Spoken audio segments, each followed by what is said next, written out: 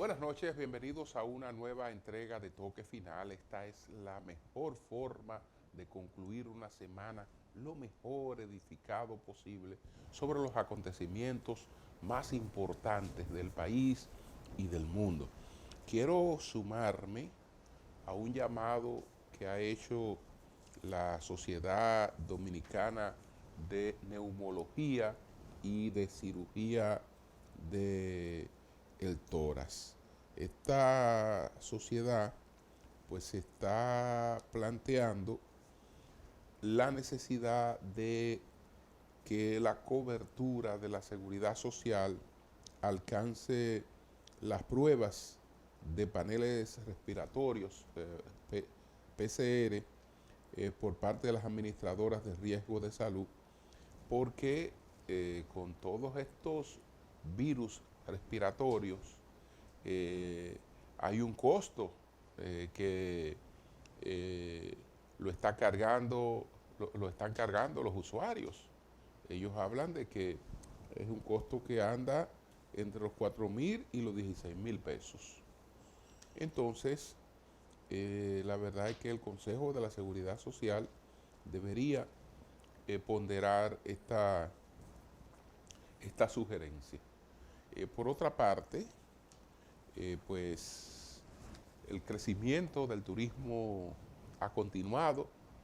Enero fue un mes alto en la llegada de turistas y de visitantes, para distinguir los que pernotan de los cruceristas. Los datos que ofreció sobre enero el ministro de Turismo, David Collado, consignan que el país recibió 1.2 millones de turistas en enero. La República Dominicana recibió pues 1.219.906 visitantes en enero del 2026, la cifra más alta registrada para ese mes en la historia del país, lo que representa un crecimiento de 5.5% respecto al año 2024. Entonces, hay quienes creen que esto se debe a la crisis que se ha producido en Cuba, pero la crisis de Cuba, digamos que es una crisis de última semana, y los números del turismo en la República Dominicana vienen creciendo de manera consistente. Yo lamento mucho la situación por la que atraviesa Cuba en estos momentos. El turismo es prácticamente el único medio de vida de ese país, y por la crisis de los combustibles, porque no tiene combustibles para aviones, y en sentido general para el mantenimiento de su actividad económica, porque Cuba era subsidiada por Venezuela.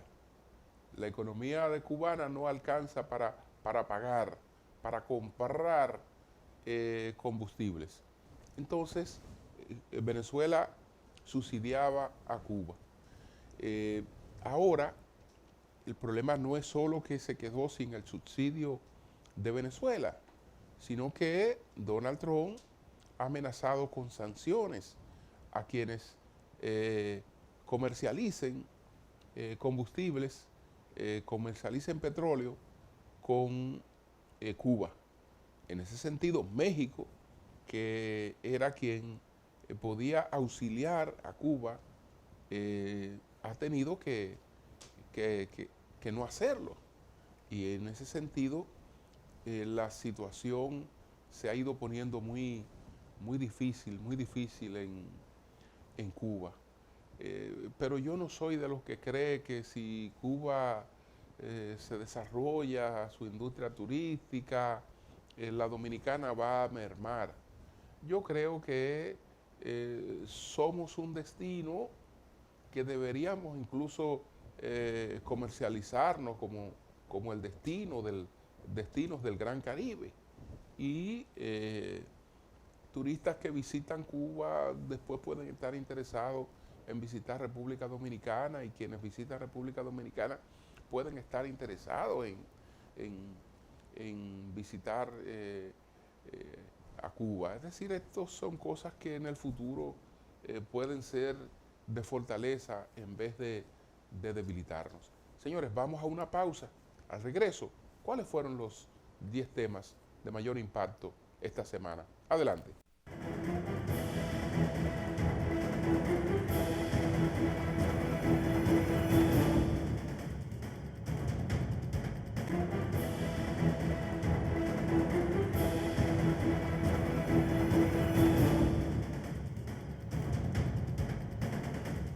Bueno, quiero destacar otro acontecimiento importante y es el de la reducción de los partos en las maternidades dominicanas, que esos partos en su inmensa mayoría eran de haitianas que venían a las maternidades dominicanas. Entonces, en una comparación del mes de enero del año 2025 con el mes de enero del año 2026, arroja que en enero de este 2026 se produjeron unos 7.904 partos. Eso equivale a 1.683 partos menos que en enero del año 2025. Es decir, que ahí, en sentido general, hubo una reducción de partos de un 21.3%. Pero en relación con las extranjeras, con las haitianas que vienen a las maternidades dominicanas, la reducción fue mayor, fue de un 63%. Es decir, que esto ha sido significativo. Estamos hablando que de 3.023 que representaban las haitianas, pues esto se ha quedado en 1.000 y tanto. De manera que las medidas que se han tomado en ese sentido han surtido sus efectos. Señores, vamos a presentar de inmediato cuáles fueron los temas más importantes de esta semana. Adelante.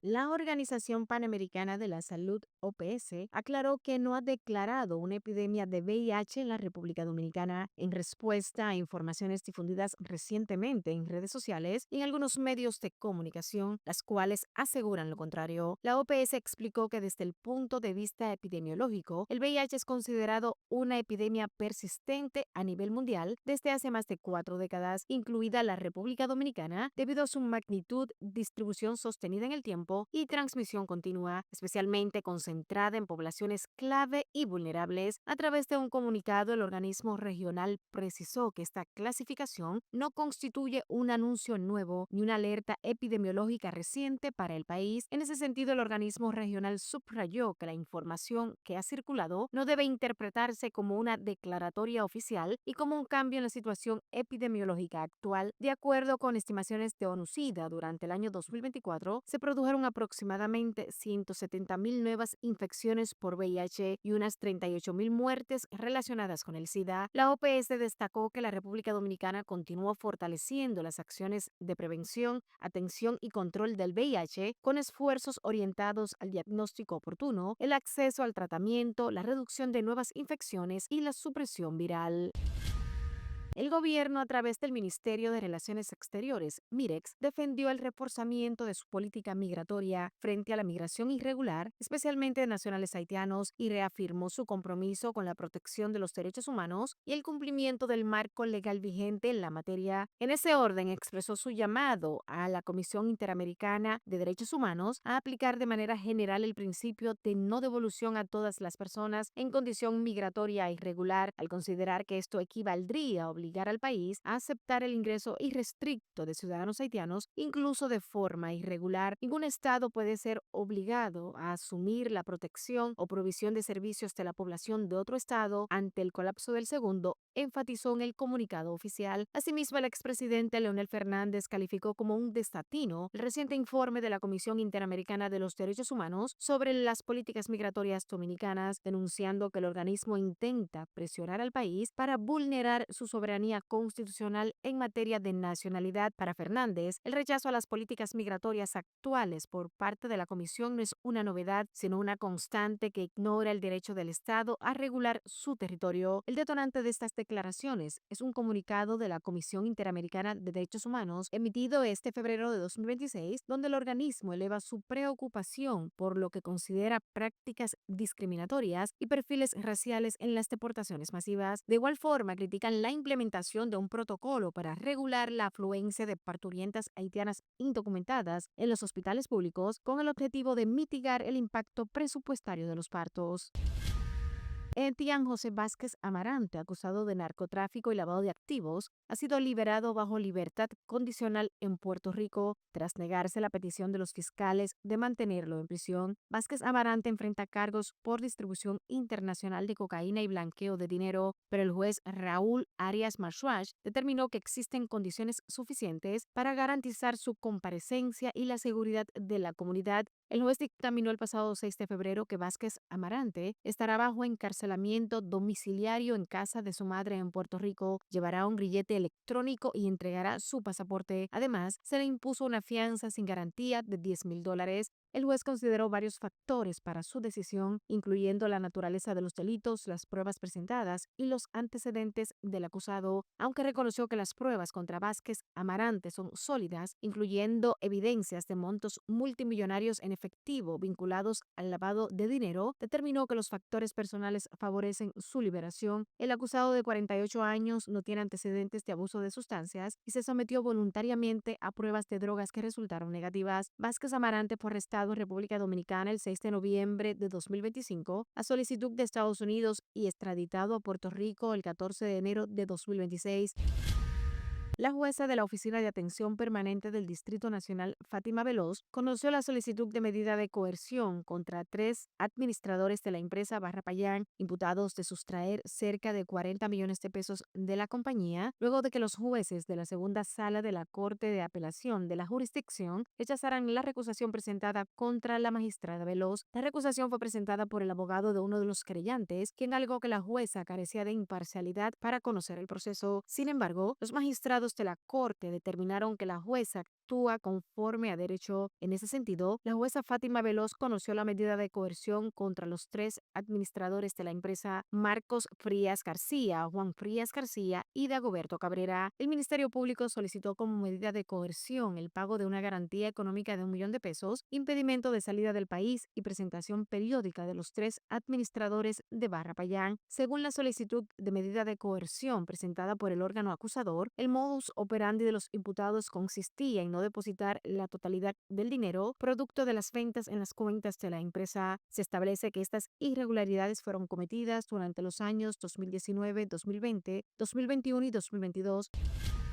Una joven murió luego de haberse lanzado el pasado lunes del parqueo del centro comercial Agora Mall en el Distrito Nacional. La occisa fue identificada como Liselot Vargas Vargas, de 20 años de edad. Al lugar del hecho se presentó una unidad de la Policía Nacional, una ambulancia del Sistema Nacional de Atención de Emergencias y Seguridad 911 y una unidad del Instituto de Ciencias Forenses INACIF. Según las informaciones preliminares, indican que la caída se produjo hacia una zona de estacionamientos vinculada a la Dirección General de Aduanas, donde la joven joven fue encontrada sin signos vitales. Posteriormente, el cuerpo fue trasladado al Instituto Nacional de Ciencias Forenses INACIF en el cementerio Cristo Salvador para los procedimientos establecidos por ley. Hasta el momento, las autoridades mantienen abiertas las investigaciones con el fin de esclarecer las circunstancias en que se registró el suceso.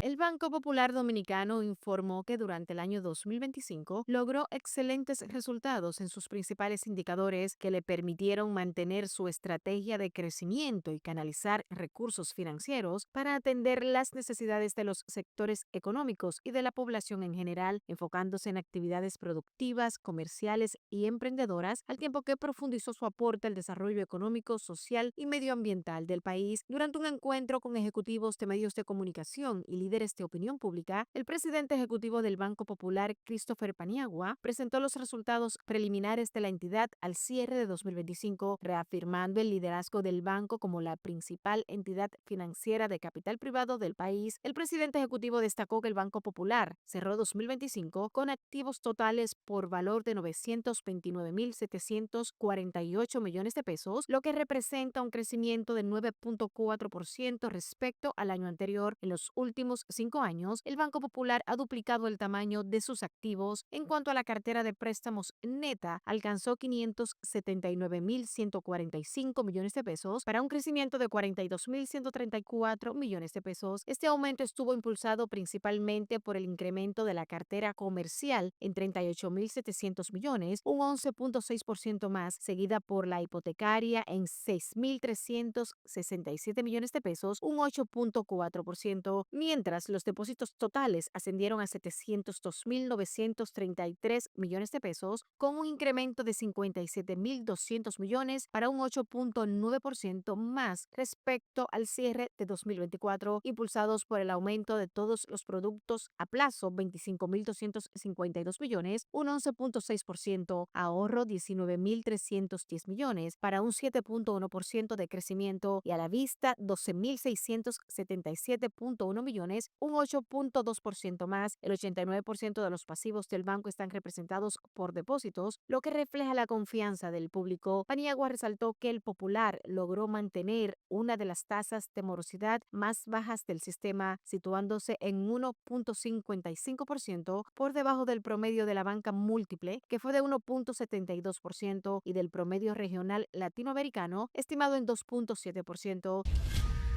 Aunque fue aprobada en ambas cámaras congresuales sin el apoyo de la oposición legislativa, el presidente Luis Abinader ya promulgó la ley que crea la Dirección Nacional de Inteligencia, DNI, y por tanto elimina el viejo Departamento Nacional de Investigaciones. La nueva ley 126 que crea la DNI es la sustituta de una normativa anterior que se aprobó a inicios del 2024, pero que ese mismo año fue anulada por el Tribunal Constitucional por esta ser no conforme con la Constitución. Según la nueva ley, la DNI tendrá funciones como investigar acciones de grupos que atenten contra los intereses nacionales, de tener la posibilidad de establecer gobiernos contrarios al ordenamiento constitucional, procesar información relevante para la seguridad nacional y evaluar amenazas internas y externas. Además, contrarrestar actos que representen riesgos para la seguridad nacional, desarticular organizaciones criminales y contribuir a la represión de delitos tecnológicos. En su artículo 13, la Ley 126 ordena que la entrega de datos a la DNI se haga solo con una orden judicial. En el artículo 29 impone hasta 3 años de cárcel contra quienes se nieguen a dar datos sobre seguridad nacional, aun cuando haya orden de un juez. La misma pena de 3 años de cárcel será aplicada a quienes utilicen documentos de identificación, usurpen o obstruyan funciones correspondientes a la DNI.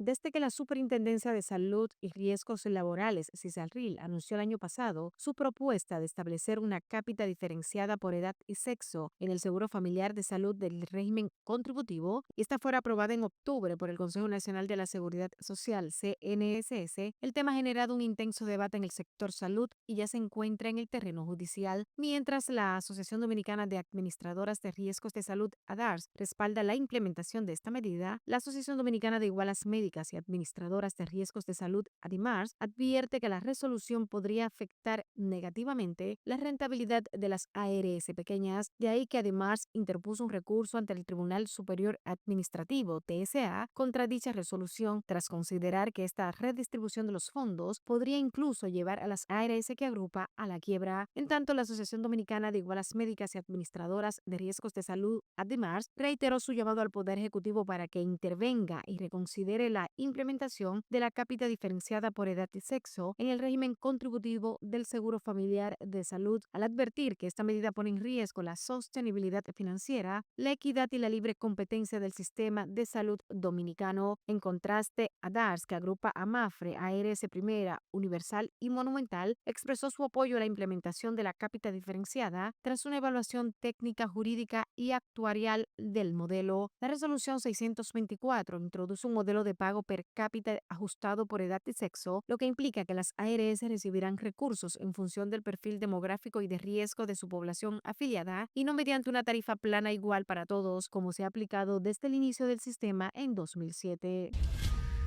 El presidente de la República, Luis Abinader, emitió el decreto número 8426, mediante el cual realizó nuevas designaciones en áreas estratégicas del Estado como parte del proceso de fortalecimiento institucional y mejora de la gestión pública. La disposición presidencial designa a Rafael Santos Badía como ministro de Educación Superior, Ciencia y Tecnología, MESIT. Santos Badía, quien se desempeñaba hasta el momento como director general del Infotet, es licenciado en Derecho por la Universidad de la Tercera Edad, UTE, técnico en Administración de Empresas Cooperativas por la UNFU y posee diplomados en Economía Política y Derecho Laboral y Sindical por la UAS, así como en Relaciones Internacionales por la UDE. El referido decreto también establece la designación de Geraldo Espinosa Pérez como Contralor General de la República. Espinosa es licenciado en Contabilidad por la UAS con especialidad de posgrado en Tributos Internos, máster en Gestión Financiera, Presupuesto Público y Política Fiscal y una maestría en Administración de Negocios MBA con concentración en operaciones por la Pucamaima. Posee más de 24 años de experiencia en el sector público, destacándose por la creación e impulso de importantes sistemas de control, gestión financiera y supervisión del gasto público.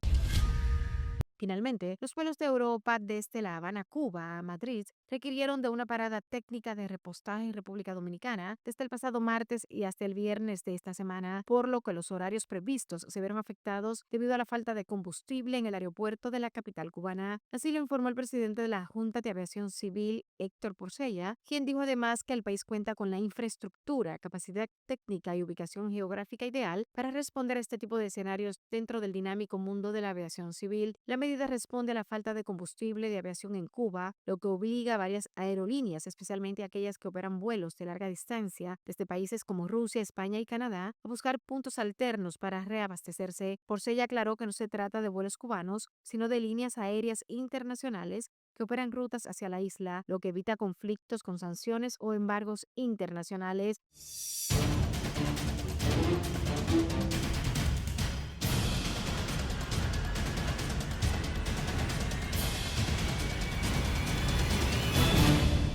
Una pausa, retornamos en breve.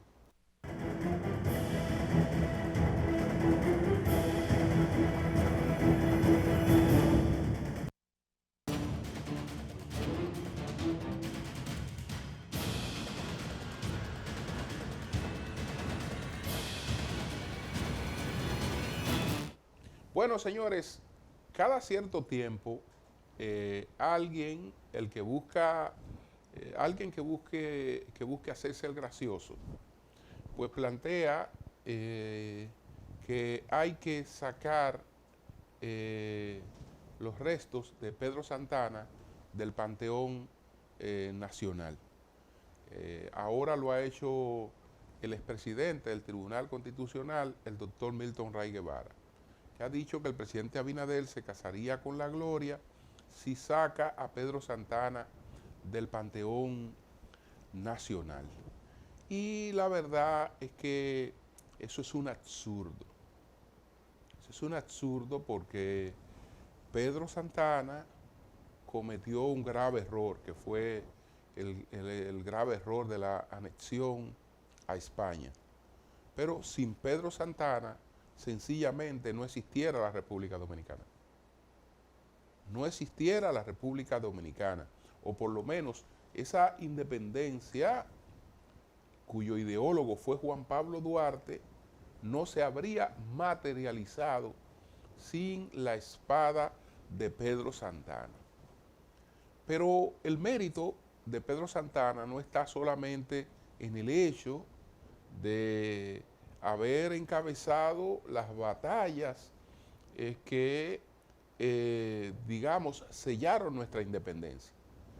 Estamos hablando de la batalla del 19 y del 30 de marzo, por ejemplo. No, esas fueron las batallas iniciales, las batallas que intentaron, con la que Haití intentó apagar la proclama del 27 de febrero de 1844. No fueron esas batallas. Pedro Santana tuvo 17 años a partir de ahí, 17 años de manera consecutiva, batallando contra todas las invasiones haitianas. Y fue la figura que garantizó que la independencia nacional durante esos 17 años no fuera ahogada por Haití. No fuera ahogada por Haití. Entonces, todos los héroes en todas partes del mundo son seres humanos. En esos seres humanos hay muchas virtudes, hay muchas debilidades, hay muchos aciertos, pero hay muchos errores. Y a veces errores graves, pero hay errores. Hay errores. Entonces, una cosa no puede dejar que se valore la otra. Y las cosas tampoco pueden ser juzgadas fuera de las circunstancias de la época en la que se produce. ¿Qué pasa con la anexión? La anexión era un sentimiento de Pedro Santana, era un deseo de Pedro Santana, o en el momento en que se materializó era un deseo mayoritario de lo que entonces era nuestra población, independientemente de que después muchos se arrepintieran de eso, incluyendo al propio Pedro Santana, que murió totalmente arrepentido de ese error. Entonces, en ese error primaron muchas cosas. Estamos hablando de 17 años de batallar de manera consecutiva, incluso en condiciones de salud muy adversas, porque ya en los últimos años era un hombre que padecía de unos dolores inaguantables del cuerpo. Y en esas condiciones andaba encima de un caballo defendiendo la independencia del país. Es probable que después de tanto batallar, él mismo entendiera que le llegaba a su fin y que probablemente que sin él, el país pudiera sucumbir frente a Haití. Y en esa coyuntura prefirió, como muchos, un acuerdo con España. Yo repito que eso es un error y eso fue un grave error, pero ese error también está abonado por otras cosas. Si usted me pregunta a mí qué es un dominicano, yo le diría que un dominicano no es otra cosa que un español con deseo de su autonomía, de su autogobernanza. El dominicano no es otra cosa que un español que entendía que le había llegado el momento de la autogobernanza. Pero nuestras raíces con España son las que nos han permitido en cada momento en que hemos padecido invasiones eh, como la de los franceses, la de los ingleses, la de las invasiones estadounidenses, donde se ha buscado primero fundamento para enfrentarla, ha sido en las raíces hispánicas, en la condición hispánica del dominicano. Es decir, nosotros no queremos ser un país gobernado ni ser parte de ninguna otra potencia. Nosotros queremos ser un país como lo soñó Duarte, un país independiente. Pero eso no nos aleja de nuestros lazos naturales con España. Y yo creo que eso también influyó en ese grave error de Pedro Santana. Pero si Pedro Santana no cabe en el Panteón Nacional, no cabe nadie. Habría que sacar a todo el que está ahí, porque no hay nadie que esté allí que haya reunido los méritos que él reunió para estar ahí, independientemente de su error.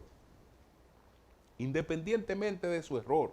Y cualquier presidente dominicano tendría que pensarlo muy bien para incurrir en esa sugerencia absurda. ¿Por qué?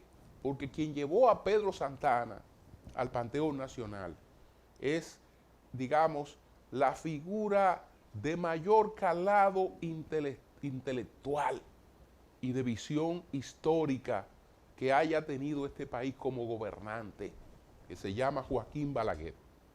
Lo primero que tiene que preguntarse un presidente para adoptar una medida como esa es si se puede poner las sandalias del que adoptó esa medida. Y eso no es posible. Eso realmente no es posible. Vamos a una pausa.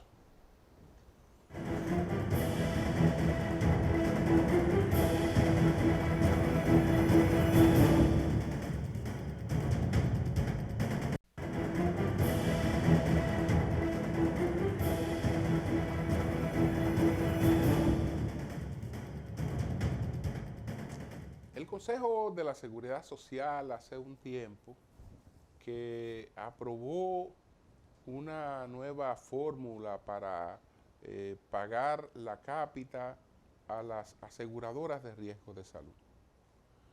Entonces, en los parámetros con lo que ha empezado para aplicar esa cápita posiblemente a partir del mes de mayo son lo de sexo y edad.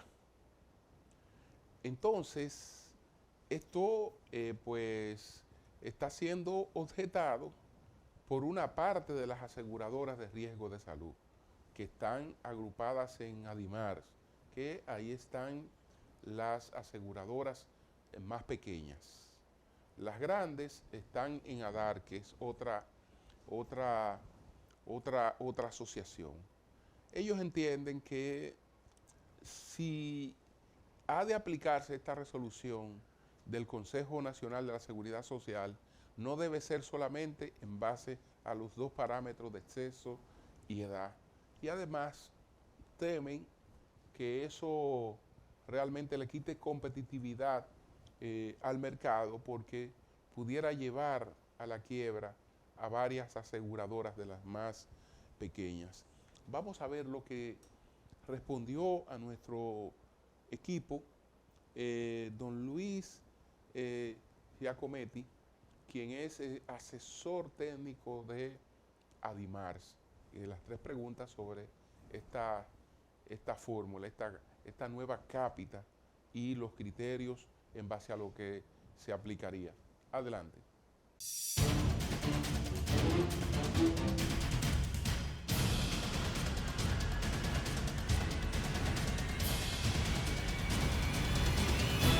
¿Qué es la cápita diferenciada?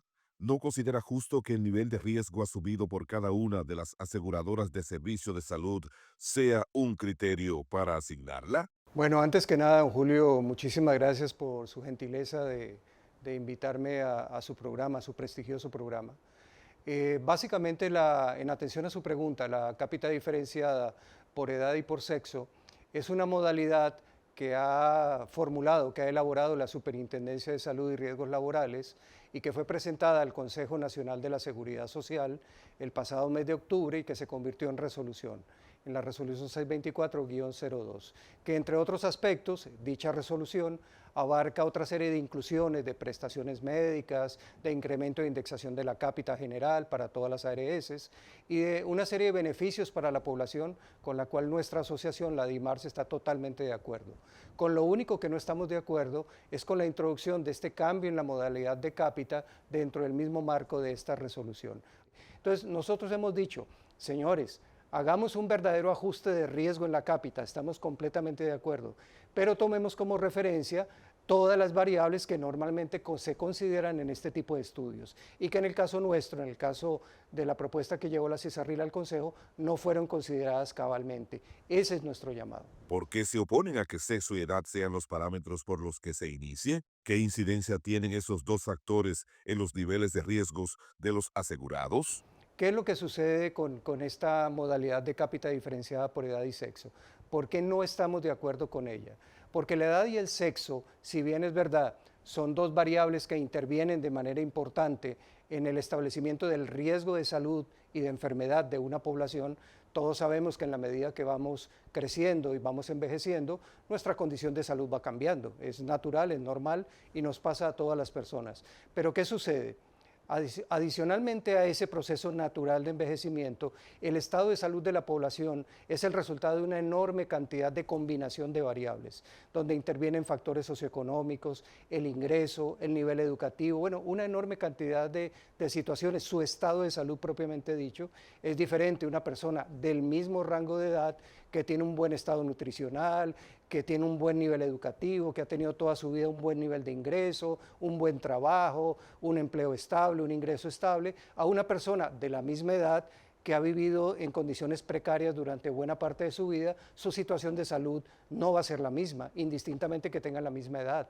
Y por ende, el gasto de cada uno de estos dos individuos va a ser completamente diferente. Son dos elementos que intervienen en el estado de salud de una población.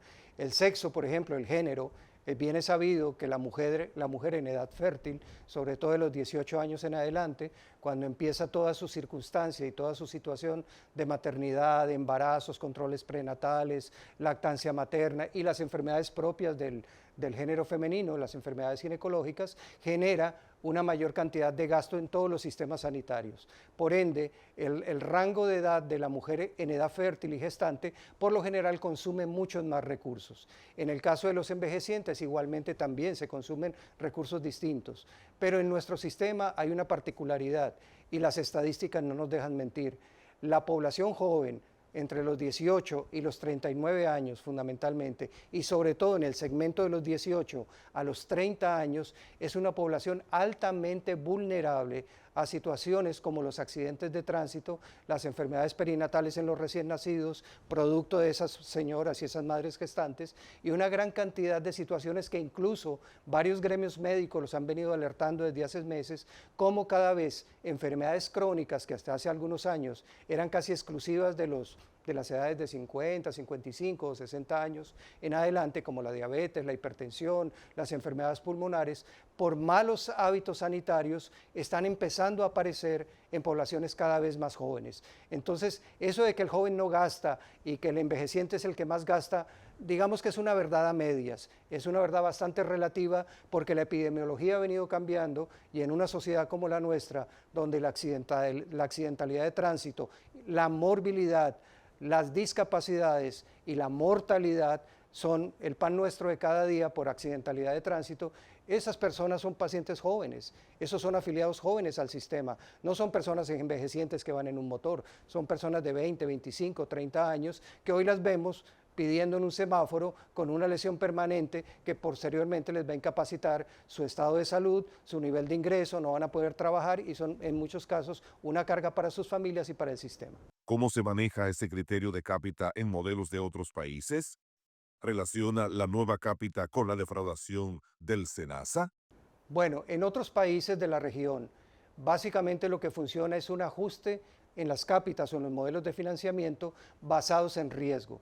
Como bien mencionaba al inicio, don Julio, el análisis por riesgo involucra una enorme cantidad de variables, donde edad y sexo son 2 variables solamente dentro de un conjunto de 6 o 7 variables que se utilizan normalmente para todo ajuste de riesgo en los modelos de financiamiento y de seguridad social.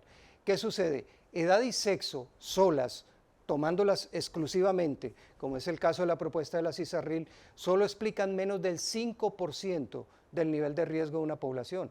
Entonces estamos haciendo una medida que va a afectar a todo el sistema de manera importante porque está cambiando por completo el modelo de financiamiento cuando el beneficio solamente alcanza a explicar un 3, 4, máximo un 5% del nivel de riesgo de una población.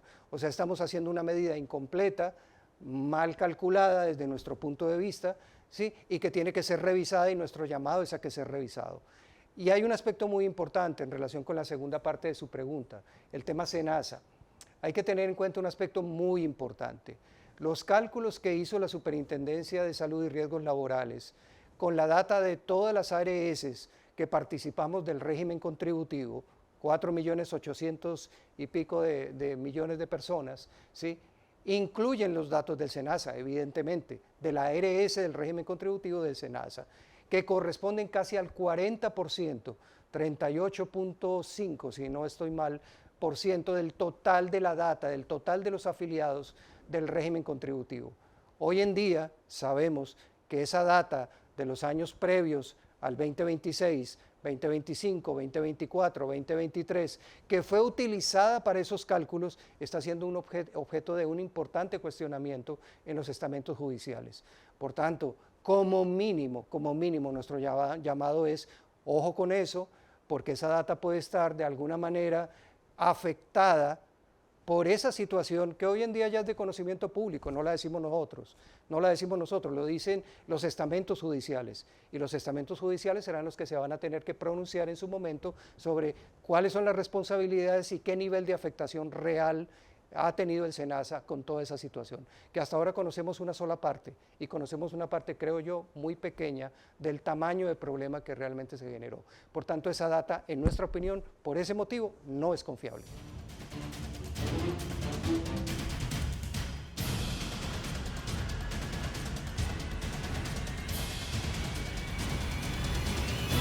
Una pausa, retornamos en breve.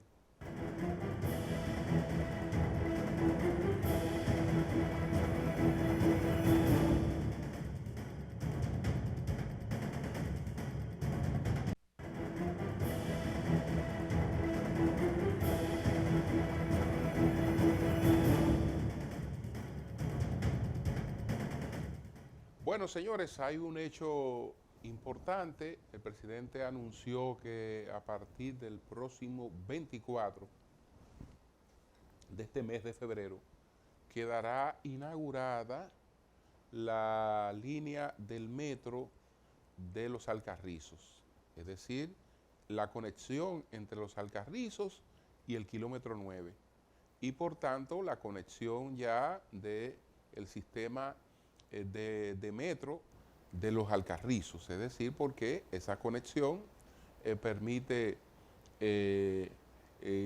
estar en conexión con las otras líneas del metro. La verdad es que el cambio que esto representa para un municipio tan poblado como el de Los Alcarrizos es importante. Los estudiantes, pues, tienen un transporte seguro y eficiente. Las personas que van a laborar, no hay que estarse arriesgando a que usted va a ser atracado, que va por ahí a montarse en cualquier tipo de vehículo en malas condiciones, sino que hay un transporte eficiente para una población bastante numerosa. Eso es progreso. Y lo es más porque se complementa ya con otras líneas del metro y nos da una opción de transporte masivo que se supone que nos ayudaría a organizarnos mucho más como sociedad, como el llamado Gran Santo Domingo. Así es que saludamos ese hecho y esperamos que sus beneficios realmente sean, digamos, percibidos muy pronto, que sean los beneficios de esta inauguración. Señores, en términos judiciales, sigue el debate sobre el desacato de decisiones judiciales. El Tribunal Constitucional emitió hace un tiempo la sentencia 0225-25. Mediante esa sentencia prohibió el uso de motes para los expedientes. Y las sentencias del Tribunal Constitucional son de obligatoriedad para todos.